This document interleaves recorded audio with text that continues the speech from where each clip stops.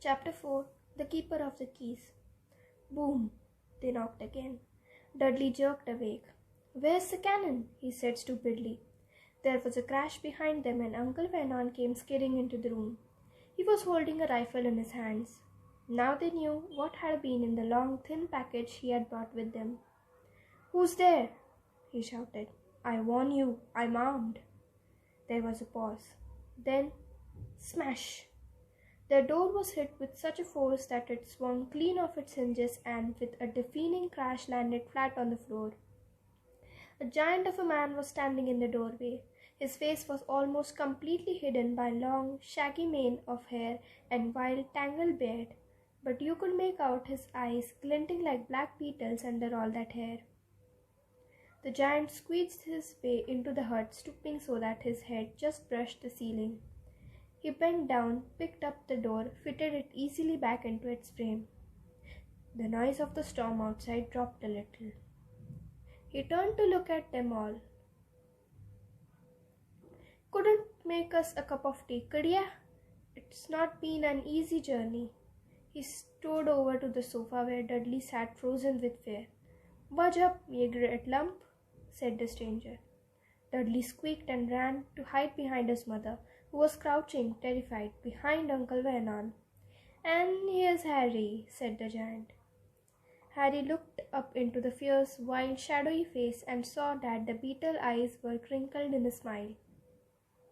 "Last time I saw you, you was only a baby," said the giant. "You look a lot like your dad, but you've got your mum's eyes." Uncle Vernon made a funny rasping noise. "I demand that you leave at once, sir," he said. "You are breaking and entering." "Ah, shut up, Dursley, ya great prune," said the giant. He reached over the back of the sofa, jerked the gun out of Uncle Vernon's hand, bent it into a knot as easily as it had been made of rubber, and threw it into the corner of the room. Uncle Vernon made another funny noise, like a mouse being trodden on. "Anyway, Harry," said the giant, turning back to the Dursleys. "A very happy birthday to ya. Got some nut for ya? I might have sat on it some point, but it'll taste all right." From an inside pocket of his black overcoat he pulled a slightly squashed box. Harry opened it with trembling fingers. Inside was a large sticky chocolate cake with "Happy Birthday, Harry" written on it in green icing. Harry looked up at the giant. He meant to say thank you, but the words got lost on the way to his mouth, and what he said instead was, "Who are you?" The giant chuckled. "True, I haven't introduced myself. Rubeus Hagrid, Keeper of Keys and Grounds at Hogwarts." He held out an enormous hand and shook Harry's whole arm. "What about that tea then, eh?" he said, rubbing his hands together. "I'd not say no to somewhat stronger if you've got it, mind." His eyes fell on the empty grate with the shriveled crisp packets in it, and he snorted. He bent down over the fireplace. They couldn't see what he was doing, but when he drew back a second later, there was a roaring fire there. It filled the room with flickering light, and Harry felt the warmth wash over him as though he had sunk in a hot bath. The giant sat back down on the sofa, which sagged under his weight, and began taking all sorts of things out of the pocket of his coat. A copper kettle, a squashy package of sausages, a poker, a teapot, several chipped mugs, and a bottle of some amber liquid, which he took a swig from before starting to make tea. Soon the hut was full of the sound and smell of sizzling sausage. Nobody said a thing while the giant was working, but as he slid the first 6 fat, juicy, slightly burnt sausages from the poker, Dudley fidgeted a little. Uncle Vernon said sharply, "Don't touch anything he gives you, Dudley." The giant chuckled darkly. "Your great pudding of a son don't need any fattening any more, Dursley, don't worry." He passed the sausages to Harry, who was so hungry he had never tasted anything so wonderful, but he still couldn't take his eyes off the giant. Finally, as nobody seemed about to explain anything, he said, "I'm sorry, but I still don't really know who you are." The giant took a gulp of tea and wiped his mouth with the back of his hand. "Call me Hagrid," he said. "Everyone does. And like I told you, I am the keeper of the keys at Hogwarts. You'll know all about Hogwarts, of course." No," said Harry. Hagrid looked shocked.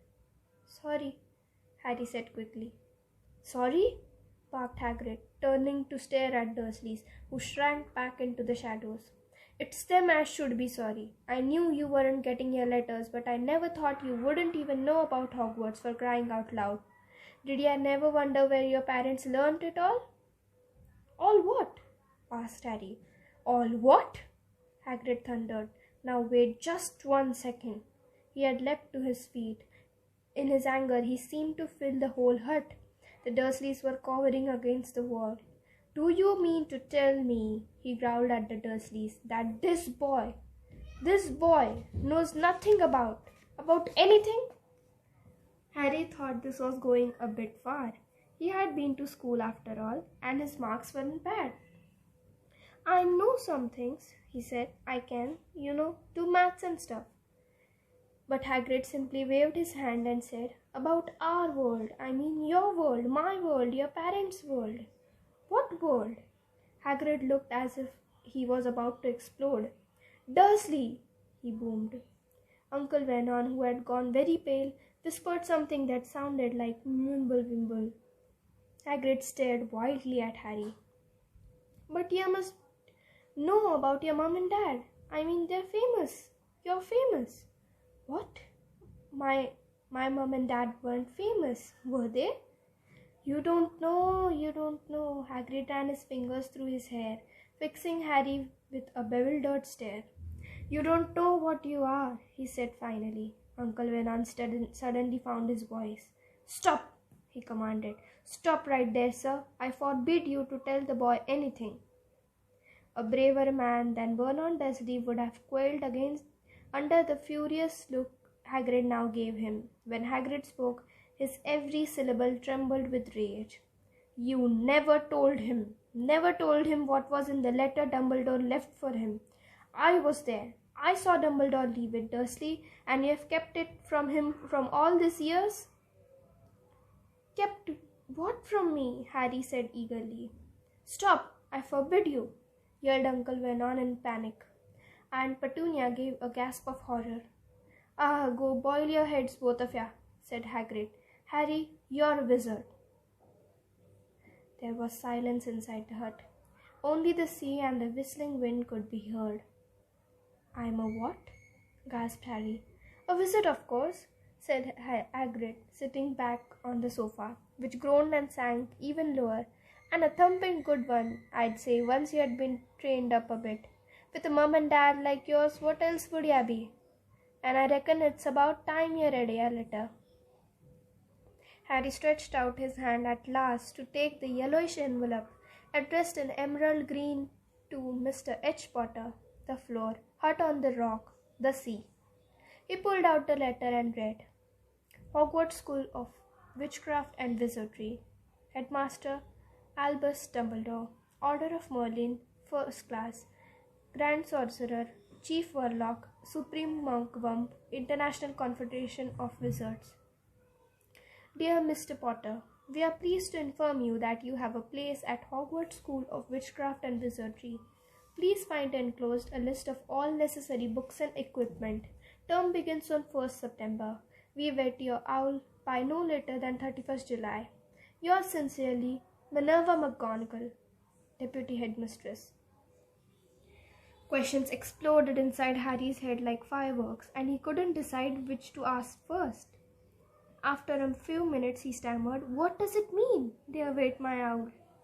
"Galloping Gorgons, that reminds me," said Hagrid, clapping a hand to his forehead with enough force to knock over a cart horse, and from yet another pocket inside his overcoat he pulled an owl, a real live, rather ruffled-looking owl, a long quill and a roll of parchment. With his tongue between his teeth, he scribbled a note which Harry could read upside down. "Dear Mr. Dumbledore, given Harry his letter, taking him to buy his things tomorrow. Weather's horrible. Hope you are well, Hagrid."